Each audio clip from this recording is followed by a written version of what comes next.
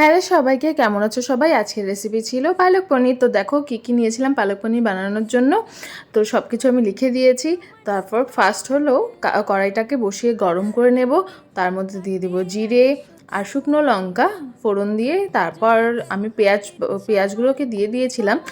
আরেকটা জিনিস দেওয়া যায়, টমেটো কুচি, সেটা অপশনাল, তোমার যদি ইচ্ছে করে যে তুমি দেবে, বা না দিলেও কোনো ব্যাপার না। তো আমি দেইনি।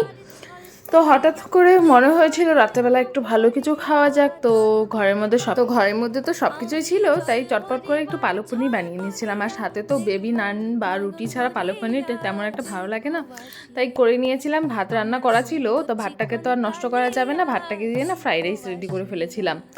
আর যাই হোক, আর আমি ভালো মতন ভয়েস ওভারটা দিতে পারছি না। এখন যখন দিচ্ছি ভয়েস ওভারটা, আমার মেয়ে পাশে বসে আমার দিকে তাকিয়ে হেসেই যাচ্ছে। যাই হোক, তো খুবই সিম্পল একটা রান্না, সবাই ট্রাই করো। সুন্দরভাবে রেসিপি দিয়ে দিয়েছি। ততক্ষণের জন্য টাটা।